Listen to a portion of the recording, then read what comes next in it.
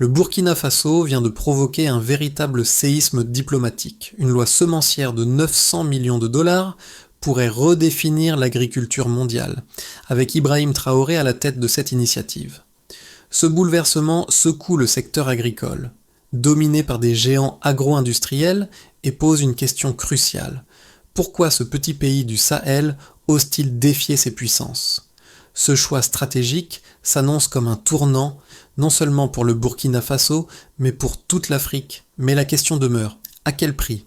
Ibrahim Traoré, le président du Burkina Faso, a annoncé une réforme agricole audacieuse, visant à redéfinir l'agriculture du pays en abandonnant les semences génétiquement modifiées, OGM, au profit de semences locales adaptées au climat du Sahel. Cette loi, d'une valeur de 900 millions de dollars, représente bien plus qu'un simple changement législatif. Elle incarne un désir de reprendre le contrôle sur les ressources agricoles et de se libérer de la dépendance aux puissances agro-industrielles mondiales. La réforme du Burkina Faso touche à un enjeu central, la souveraineté alimentaire. Pour de nombreuses communautés rurales, c'est un retour à des pratiques agricoles durables, respectueuses de l'environnement et moins dépendantes des intrants chimiques coûteux. Mais ce n'est pas sans risque. Si cette réforme s'avère efficace, elle pourrait bouleverser les dynamiques agricoles dans tout le Sahel. Cependant, cette audace pourrait également mettre le pays en conflit avec des intérêts géopolitiques et économiques puissants. Alors quel avenir pour cette réforme ambitieuse ? Le Burkina Faso a récemment adopté une loi semencière d'une valeur de 900 millions de dollars, marquant un tournant majeur dans l'histoire agricole du pays. L'objectif ? Rompre avec la dépendance aux semences génétiquement modifiées, OGM, et favoriser les semences locales mieux adaptées aux conditions climatiques du Sahel. Sous la direction d'Ibrahim Traoré, cette réforme vise à renforcer l'autonomie alimentaire du pays et à lutter contre les effets néfastes de l'agriculture industrielle, notamment la dégradation des sols et la dépendance croissante aux produits chimiques. Cette réforme ne se limite pas à une simple politique nationale. Elle a des répercussions profondes à l'échelle régionale et mondiale. En éliminant les semences OGM, le Burkina Faso cherche à s'affranchir des grandes entreprises agro-industrielles, principalement occidentales, qui dominent le marché mondial des semences. Mais cette décision place également le pays face à des défis géopolitiques majeurs.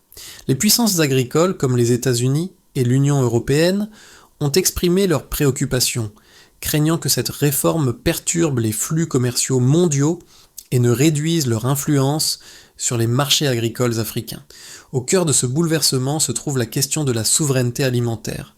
Depuis des décennies, l'Afrique, et en particulier le Sahel, est dépendante des semences importées et des produits chimiques étrangers. Le Burkina Faso, par cette réforme, espère ouvrir la voie à un modèle agricole plus autonome et durable, loin des dépendances imposées par les grandes multinationales. Cette transition pourrait bien représenter un modèle pour d'autres nations africaines en quête d'indépendance alimentaire. Mais il reste à savoir si ce modèle pourra réellement prendre racine dans un environnement mondial de plus en plus globalisé. Ibrahim Traoré, le président du Burkina Faso, incarne une vision audacieuse de l'avenir agricole du pays. À travers cette réforme semencière de 900 millions de dollars, il cherche à bouleverser les pratiques agricoles traditionnelles et à imposer un modèle fondé sur l'autonomie alimentaire. Sous sa direction, le Burkina Faso s'engage à renoncer aux semences OGM, largement utilisées par les grandes multinationales agro-industrielles, pour privilégier les semences locales, mieux adaptées aux conditions du Sahel. Ce choix audacieux s'inscrit dans un cadre géopolitique et économique complexe, car il défie l'ordre établi par les puissances agricoles mondiales. Les premières répercussions de cette réforme se font déjà sentir sur le terrain. Dans les villages comme Ouaïgouya et Koudigou, les agriculteurs commencent à adopter des semences locales, retrouvant une autonomie qu'ils pensaient perdue. Les rendements des cultures traditionnelles, bien que modestes au départ, commencent à augmenter et les sols, moins sollicités par les produits chimiques, se régénèrent lentement. Pour ces communautés rurales, cette réforme représente un retour aux sources, aux pratiques agricoles anciennes qui respectent l'équilibre naturel de leur environnement. Cependant, Ce tournant n'est pas sans résistance. Les entreprises agrochimiques, telles que Monsanto et Bayer, ont exprimé des inquiétudes concernant la durabilité des semences locales face aux défis climatiques du Sahel. Mais Traoré, soutenu par une large part de la population, reste déterminé à défendre cette réforme, convaincu que l'avenir du pays réside dans une agriculture plus respectueuse de l'environnement et moins dépendante des puissances étrangères. La question est désormais de savoir si ce modèle pourra être reproduit dans d'autres pays du Sahel et s'il peut résister aux pressions internationales croissantes. Le Burkina Faso a récemment marqué un tournant décisif dans sa politique agricole avec l'adoption d'une loi semencière de 900 millions de dollars sous la direction d'Ibrahim Traoré. Cette réforme, qui consiste à éliminer les semences génétiquement modifiées, OGM, au profit de semences locales adaptées aux conditions du Sahel, a immédiatement provoqué une onde de choc dans le secteur agricole mondial. Le pays, longtemps considéré comme dépendant des importations de semences et des produits chimiques étrangers, cherche à retrouver une indépendance alimentaire. Les géants agro-industriels mondiaux, comme Monsanto et Bayer, ont réagi rapidement. Ils ont exprimé des préoccupations concernant la viabilité des semences locales face aux conditions climatiques extrêmes du Sahel, arguant que les OGM étaient essentiels pour maintenir des rendements élevés dans des environnements difficiles. Selon eux, l'abandon des OGM pourrait entraîner une baisse de la production agricole et des pénuries alimentaires, surtout dans un pays déjà confronté à des défis climatiques de taille. Les États-Unis et l'Union européenne, eux aussi, ont manifesté leurs inquiétudes. Ils craignent que cette réforme ne perturbe les chaînes d'approvisionnement mondiales en semences et affecte les intérêts commerciaux des multinationales agricoles. Le Burkina Faso, en prenant cette décision, semble donc prêt à s'attaquer directement à l'influence de ces puissances économiques et à remettre en question un modèle agricole mondial dominant depuis des décennies. Malgré ces tensions internationales, la réforme a reçu un large soutien au niveau national. Les communautés rurales, qui souffrent depuis longtemps de la dégradation des sols et de la dépendance aux semences importées, voient dans cette réforme une opportunité de revenir à une agriculture plus durable et respectueuse de l'environnement. Des villages comme Wahigouya et Koudigou, où les agriculteurs se tournent vers les semences traditionnelles, ont déjà observé des résultats positifs. Les rendements commencent à augmenter et les sols, moins sollicités par les produits chimiques, se régénèrent lentement. Mais la transition n'est pas sans défi. Le pays doit faire face à des obstacles logistiques pour distribuer ses semences locales et les infrastructures agricoles, en particulier dans les zones rurales, doivent être renforcées. Cependant, la détermination d'Ibrahim Traoré et le soutien populaire continuent de propulser cette réforme. Le gouvernement burkinabé a mis en place des programmes de formation pour aider les agriculteurs à s'adapter à ce nouveau modèle agricole et leur fournir les ressources nécessaires pour réussir la transition. Le défi géopolitique reste néanmoins omniprésent, alors que certains pays du Sahel, comme le Mali et le Niger, observent attentivement l'évolution de cette réforme, d'autres puissances économiques continuent d'exercer des pressions sur le Burkina Faso pour qu'il abandonne sa position. Cependant, Traoré semble inébranlable. Pour lui, la réforme est un moyen de restaurer la souveraineté alimentaire du pays et de réduire sa dépendance vis-à-vis des multinationales. Le Burkina Faso pourrait ainsi devenir un modèle pour d'autres pays de la région qui cherchent à reprendre le contrôle de leurs ressources agricoles. Les résultats préliminaires de la réforme semencière du Burkina Faso sont déjà visibles, bien qu'il soit encore trop tôt pour tirer des conclusions définitives. Les agriculteurs qui ont adopté les semences locales rapportent une amélioration notable des rendements. Selon des données préliminaires recueillies dans plusieurs régions du pays, les rendements des cultures traditionnelles ont augmenté de 15 à 20% par rapport à l'année précédente, et ce, sans l'utilisation d'engrais ou de pesticides chimiques coûteux. Ces résultats témoignent du potentiel des semences locales pour soutenir une agriculture durable et résiliente face aux défis climatiques du Sahel. D'autres données montrent que les sols, qui étaient auparavant appauvris par l'utilisation intensive de produits chimiques, se régénèrent lentement mais sûrement. Plusieurs agriculteurs ont observé une amélioration de la qualité de leur sol avec une plus grande capacité de rétention d'eau et une meilleure fertilité, ce qui est essentiel dans une région où la sécheresse est un problème récurrent. Ces améliorations sont particulièrement visibles dans les zones où les semences locales ont été adoptées pour la première fois. En termes économiques, le retour aux semences traditionnelles a permis aux exploitations agricoles de réduire considérablement leurs coûts. Avant la réforme, les fermiers étaient fortement dépendants des semences importées, souvent coûteuses, et des intrants chimiques qui pesaient lourdement sur leurs finances. Depuis l'introduction des semences locales, plusieurs fermiers ont vu leurs dépenses de production diminuer de près de 30%, ce qui leur permet d'investir dans d'autres aspects de l'agriculture, comme l'irrigation ou l'amélioration du stockage des récoltes. Cette économie de coûts est un avantage majeur, surtout dans un pays où les ressources financières sont limitées. Le gouvernement burkinabé, en collaboration avec des organisations internationales, a également mené des études sur l'impact environnemental de la réforme. Les résultats montrent une réduction significative de la dépendance aux produits chimiques, avec une baisse de l'utilisation des pesticides de 40% en moyenne. Cela a des répercussions positives sur la biodiversité locale et la santé des écosystèmes agricoles. En réduisant la quantité de produits chimiques utilisés, le pays espère également diminuer la pollution des sols et des eaux, ce qui est essentiel pour la durabilité à long terme. Cependant, la réforme n'a pas encore produit des résultats uniformes dans tout le pays. Certaines régions, notamment les zones plus arides et isolées, rencontrent encore des difficultés à adopter les nouvelles semences en raison de l'absence d'infrastructures adéquates et du manque de formation pour les agriculteurs. Pour répondre à ces défis, le gouvernement a mis en place des programmes de soutien, y compris des formations sur les pratiques agricoles durables et des initiatives visant à améliorer l'accès à l'eau et aux infrastructures rurales. Les effets de la réforme sont également observables au niveau des coopératives agricoles. Dans plusieurs régions, le nombre de coopératives agricoles s'est accru de 25%, ce qui témoigne d'une meilleure organisation parmi les producteurs locaux. Ces coopératives jouent un rôle essentiel dans la diffusion des semences locales, la formation des agriculteurs et l'organisation de la production agricole.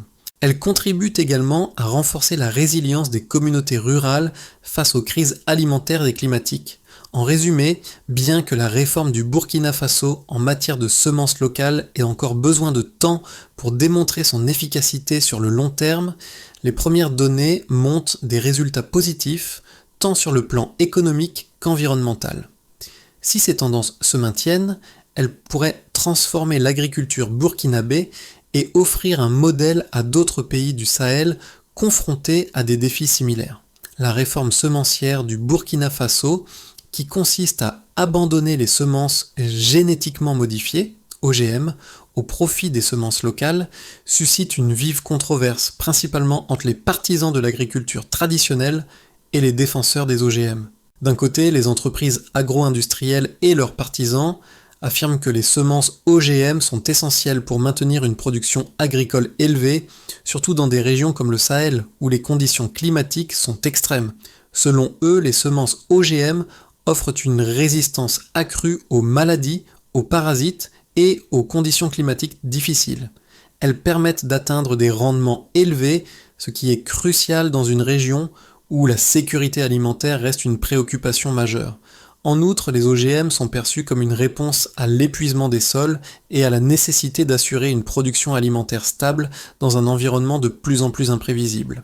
Les géants agro-industriels, tels que Monsanto et Bayer, ont des arguments solides concernant les avantages économiques des OGM, citant des exemples de pays qui ont adopté ces technologies avec succès.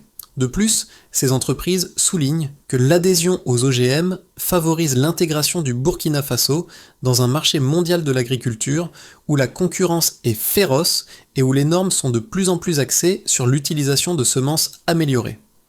Cependant, l'opposition à cette vision est tout aussi forte et convaincante. Les partisans de l'agriculture durable et des semences locales, comme celles utilisées dans le cadre de la réforme burkinabé, soutiennent que les OGM ne sont pas la solution à long terme. Selon eux, ces semences, bien qu'elles puissent offrir des rendements plus élevés à court terme, ne répondent pas aux besoins spécifiques des communautés rurales du Sahel, qui sont souvent confrontés à des défis bien plus vastes, notamment la dégradation des sols, la perte de biodiversité et la dépendance croissante à des intrants chimiques coûteux. Les semences locales, en revanche, ont l'avantage d'être adaptées aux conditions environnementales locales. Elles sont plus résilientes face aux sécheresses fréquentes et aux conditions climatiques extrêmes, tout en permettant une gestion plus durable des sols. Les partisans de cette approche soulignent également que l'utilisation des semences locales offre un plus grand contrôle aux agriculteurs, réduisant ainsi leur dépendance à l'égard des multinationales qui dominent le marché des semences OGM. L'argument clé en faveur de la réforme du Burkina Faso réside dans la notion de souveraineté alimentaire. En adoptant des semences locales, le pays cherche à se libérer de la domination des entreprises agro-industrielles et à promouvoir un modèle agricole plus autonome et durable. Cette réforme pourrait ainsi inspirer d'autres nations du Sahel à suivre cette voie, permettant à la région de reprendre le contrôle de ses ressources agricoles et de favoriser une agriculture respectueuse de l'environnement. Le Burkina Faso se trouve à un carrefour historique. Avec l'adoption de sa réforme semencière, le pays a fait un choix radical qui pourrait redéfinir les relations agricoles dans le Sahel. Mais ce tournant ne concerne pas seulement le Burkina Faso. Cette réforme pourrait bien être le catalyseur d'un changement plus vaste dans la région. Ce choix de privilégier les semences locales et de s'affranchir des semences génétiquement modifiées marque un point de non-retour. Le Burkina Faso se positionne désormais comme un pionnier, défiant les intérêts des grandes puissances agricoles mondiales. Les pays voisins, tels que le Mali et le Niger, observent attentivement cette initiative, se demandant si eux aussi devraient suivre cette voie audacieuse. L'une des principales questions soulevées par cette réforme est la durabilité à long terme des semences locales. Les premiers signes sont encourageants, mais les défis restent nombreux, notamment en termes d'infrastructures et de formation pour les agriculteurs. Toutefois, si cette initiative s'avère être un succès, elle pourrait ouvrir la voie à un modèle plus autonome et durable pour toute la région du Sahel et même au-delà. Les implications de la réforme semencière du Burkina Faso vont bien au-delà des frontières du pays. En privilégiant les semences locales et en abandonnant les semences génétiquement modifiées, le pays se dresse contre un modèle agricole mondial, dominé par de grandes entreprises agro-industrielles. Si cette réforme réussit, elle pourrait inspirer d'autres nations du Sahel et au-delà à adopter des pratiques agricoles plus autonomes et durables. Le Burkina Faso ne fait pas seulement face à un défi agricole, mais aussi à un défi géopolitique. En s'éloignant des semences OGM, il défie les grandes puissances agricoles, notamment les États-Unis et l'Union européenne, qui voient cette réforme comme une menace à leurs intérêts commerciaux. Les grandes entreprises agrochimiques, comme Monsanto et Bayer, ont déjà exprimé leurs préoccupations concernant l'impact potentiel de cette réforme sur l'approvisionnement en semences pour toute la région. Ces entreprises ont des arguments solides concernant la stabilité des marchés agricoles mondiaux, mais ils ne prennent pas en compte les spécificités locales du Sahel, où la dépendance aux semences OGM a des effets délétères à long terme. Pour les communautés rurales, cette réforme représente un espoir de retour à une agriculture plus respectueuse de l'environnement. De nombreux agriculteurs, après avoir adopté les semences locales, rapportent une amélioration de la qualité des sols et une augmentation des rendements. Ces semences, bien adaptées aux conditions climatiques difficiles du Sahel, permettent une gestion plus durable des ressources agricoles, réduisant la dépendance aux produits chimiques coûteux et polluants. Les avantages sont également économiques. Les agriculteurs peuvent désormais produire leurs propres semences, ce qui leur permet de réduire leurs coûts de production. De plus, les semences locales étant mieux adaptées au climat du Sahel, elles nécessitent moins d'irrigation, un atout majeur dans une région où l'eau est une ressource rare. En termes de coopération régionale, la réforme du Burkina Faso pourrait ouvrir la voie à une nouvelle dynamique entre les pays du Sahel. Le Mali, le Niger et d'autres pays voisins observent avec intérêt l'évolution de cette réforme. Certains experts estiment que cette initiative pourrait conduire à la création d'un bloc régional dédié à la souveraineté alimentaire, où les nations partageraient des ressources et des pratiques agricoles communes moins dépendantes des grandes multinationales. Cependant, les défis à surmonter restent nombreux. Les infrastructures agricoles doivent être améliorées, notamment en matière d'irrigation et de stockage des récoltes. La formation des agriculteurs aux pratiques agricoles durables est essentielle pour assurer le succès de la réforme. Le gouvernement burkinabé, avec l'aide de partenaires internationaux, a mis en place des programmes de soutien, mais la mise en œuvre reste complexe, notamment dans les zones rurales les plus reculées. Enfin, il est crucial de souligner que cette réforme, bien qu'elle puisse offrir des bénéfices économiques et environnementaux à long terme, pourrait aussi rencontrer des résistances internes. Les agriculteurs, habitués aux semences OGM et aux méthodes agricoles industrielles, pourraient avoir du mal à s'adapter à ce changement radical. La question reste donc ouverte. Cette réforme peut-elle réellement transformer l'agriculture du Sahel et offrir un modèle de souveraineté alimentaire pour l'Afrique ? La réforme semencière du Burkina Faso, bien qu'encore récente, pourrait suivre plusieurs trajectoires dans les 6 à 12 prochains mois selon l'évolution des dynamiques internes et externes. On peut envisager 3 trajectoires possibles. D'abord, on peut imaginer une trajectoire de stabilité et de consolidation. Dans cette hypothèse, la réforme continue de se déployer à un rythme modéré. Les agriculteurs adoptent progressivement les semences locales, et les résultats sont positifs, mais encore limités. Les rendements augmentent lentement et les sols se régénèrent, mais les défis liés aux infrastructures et à la formation des agriculteurs demeurent. Les coopératives agricoles se développent, mais à un rythme plus lent que prévu. Les tensions internationales, bien présentes, ne conduisent mouillant pas à des ruptures majeures dans les relations commerciales, bien que le Burkina Faso continue de faire face à des pressions diplomatiques de la part des puissances agro-industrielles. Le pays poursuit sa trajectoire de souveraineté alimentaire, mais les résultats économiques et environnementaux ne se concrétisent pleinement qu'à moyen terme. Ensuite, une deuxième possibilité serait une expansion régionale. Dans une version plus ambitieuse des événements, la réforme burkinabé pourrait entraîner une adoption régionale. Le Mali, le Niger et d'autres pays voisins, voyant les résultats positifs de la réforme, pourraient choisir de suivre cet exemple audacieux. Un bloc régional pourrait alors émerger, unissant plusieurs nations du Sahel autour de la souveraineté alimentaire et de la promotion des semences locales. Ce scénario renforcerait la position du Burkina Faso comme leader régional en matière de politique agricole durable.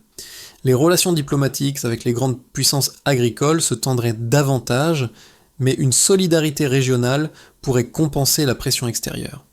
Les investissements dans les infrastructures agricoles augmenteraient, et les résultats en termes de rendement et de résilience face aux conditions climatiques seraient significatifs. Le modèle burkinabé deviendrait un exemple pour l'ensemble de la région. Enfin, un troisième chemin, moins favorable, pourrait émerger si des résistances internes et une pression externe s'intensifient. Dans cette hypothèse, la réforme du Burkina Faso rencontre des obstacles internes majeurs. Les agriculteurs, bien que soutenus par des programmes gouvernementaux, sont confrontés à des difficultés logistiques et financières. Le manque d'infrastructures adéquates et la lente adoption des semences locales ralentissent la progression. Les tensions internes pourraient augmenter, notamment en raison des divergences d'opinion entre les différents groupes d'agriculteurs et les décideurs politiques. À l'international, les pressions exercées par les grandes entreprises agro-industrielles et les puissances économiques pourraient devenir plus intenses, avec des sanctions commerciales ou des pressions diplomatiques croissantes. Dans ce scénario, la réforme aurait du mal à se maintenir, et le Burkina Faso pourrait être contraint de faire des compromis sur certains aspects de la loi pour apaiser les tensions externes. La réforme semencière du Burkina Faso a des répercussions qui dépassent largement les frontières du pays. Ce modèle agricole, qui privilégie les semences locales et l'autonomie alimentaire, pourrait avoir des conséquences importantes non seulement pour les nations du Sahel, mais aussi pour d'autres régions en développement. Les jeunes générations, en particulier celles qui ont grandi sous l'influence des géants agro-industriels, pourraient voir dans cette réforme une opportunité de réinventer l'agriculture de demain. Ce modèle offre une vision d'avenir où les communautés locales prennent le contrôle de leur destin agricole, réduisant leur dépendance aux grandes puissances économiques. Pour les jeunes agriculteurs, cela représente un retour aux sources, un retour aux pratiques agricoles ancestrales, mais avec des outils et des connaissances modernes pour les rendre durables. En intégrant les pratiques agricoles durables dans l'éducation, le Burkina Faso pourrait inspirer une génération entière à adopter des méthodes respectueuses de l'environnement tout en étant économiquement viables. De plus, la réforme pourrait influencer l'attitude des jeunes vis-à-vis de l'agriculture. Aujourd'hui, de nombreux jeunes sont découragés par la dureté du travail agricole et la faible rentabilité des méthodes traditionnelles, mais avec la promesse de semences locales, de rendements améliorés et de coûts de production réduits, l'agriculture pourrait devenir un secteur attractif pour cette génération. Le Burkina Faso a donc une opportunité unique d'offrir un modèle de résilience et d'indépendance alimentaire. Si cette réforme réussit, elle pourrait devenir un modèle pour d'autres nations du Sahel et au-delà, créant ainsi une dynamique nouvelle de solidarité régionale et d'autonomie alimentaire en Afrique. Pour garantir la pérennité de la réforme semencière du Burkina Faso, plusieurs étapes doivent être franchies afin de consolider les gains réalisés jusqu'à présent et assurer une transformation durable du secteur agricole. D'abord, il faudrait renforcer la formation des agriculteurs. Une priorité essentielle est la mise en place d'un programme national de formation pour les agriculteurs axé sur les techniques agricoles durables et l'utilisation des semences locales. Ce programme devrait inclure des formations pratiques et théoriques organisées avec l'aide d'experts en agriculture durable et des agronomes locaux. Ensuite, il serait essentiel d'améliorer les infrastructures agricoles. Le pays doit investir dans le développement des infrastructures agricoles, notamment les systèmes d'irrigation et les installations de stockage. Cela permettra de renforcer la résilience des exploitations agricoles face aux aléas climatiques et d'assurer une meilleure gestion des récoltes. Parallèlement, soutenir la recherche et l'innovation agricole deviendrait crucial. Un investissement dans la recherche agronomique pour tester les semences locales dans diverses conditions climatiques du Sahel est crucial. Les résultats de ces recherches peuvent conduire à une amélioration continue des semences adaptées et à une meilleure gestion des ressources agricoles. Dans le même esprit, renforcer les coopératives agricoles jouerait un rôle clé. Les coopératives agricoles jouent un rôle clé dans la distribution des semences locales, l'accès au financement et le soutien logistique pour les agriculteurs. Encourager leur développement permettra de structurer l'agriculture locale et de créer des réseaux de solidarité entre les agriculteurs. Enfin, promouvoir la coopération régionale permettrait d'ancrer cette dynamique. Le Burkina Faso devrait jouer un rôle de leadership dans la promotion d'une coopération régionale en matière de souveraineté alimentaire, en partageant son expérience et en collaborant avec ses voisins, comme le Mali, le Niger et le Ghana. Cette coopération pourrait permettre de créer un modèle régional pour l'autonomie alimentaire. Ces 5 étapes permettront au Burkina Faso de consolider sa réforme semencière et d'assurer un avenir durable pour son agriculture, tout en inspirant d'autres pays de la région à suivre cette voie. Le Burkina Faso a amorcé un tournant crucial dans son histoire agricole. Grâce à la réforme semencière d'Ibrahim Traoré, le pays n'a pas seulement choisi un modèle agricole, mais a réaffirmé sa volonté de récupérer le contrôle de ses ressources naturelles. Ce retour aux semences locales, loin d'être une simple réforme législative, devient un acte symbolique fort de résistance et de résilience face aux pressions internationales. Pour les communautés rurales, ce changement marque un retour aux racines. Les agriculteurs, autrefois dépendants des semences importées et des produits chimiques, redécouvrent les semences adaptées à leur environnement et aux besoins spécifiques du Sahel. Ils reprennent le contrôle de leur agriculture avec un regard tourné vers un avenir plus durable et moins dépendant des grandes puissances agro-industrielles. Ibrahim Traoré incarne cette vision de souveraineté alimentaire, un combat pour l'indépendance agricole qui pourrait bien inspirer toute une région. Si cette réforme réussit, elle pourrait non seulement redéfinir l'agriculture du Burkina Faso, mais aussi devenir un modèle pour d'autres pays du Sahel, offrant un avenir plus autonome et résilient à toute l'Afrique. Le Burkina Faso a tracé une nouvelle voie pour l'agriculture en Afrique, marquée par un acte de souveraineté alimentaire audacieux. Cette réforme semencière, initiée par Ibrahim Traoré, représente bien plus qu'un simple changement législatif. Elle incarne une lutte pour un avenir agricole plus indépendant et durable. Si cette initiative réussit, elle pourrait inspirer une transformation dans toute la région du Sahel, redéfinissant les relations agricoles sur le continent africain. Mais l'histoire ne s'écrit pas seule. Chacun de nous peut contribuer à cette révolution agricole. Si vous croyez en l'autonomie alimentaire et en un avenir où les communautés locales prennent le contrôle de leurs ressources, engageons-nous ensemble pour soutenir ce modèle de transformation durable. Rejoignez la discussion, partagez vos idées et soutenez les initiatives locales qui œuvrent pour un avenir plus vert et plus indépendant. Le chemin est encore long, mais chaque étape compte. Et vous, que pouvez-vous faire pour contribuer à cette révolution agricole en Afrique ?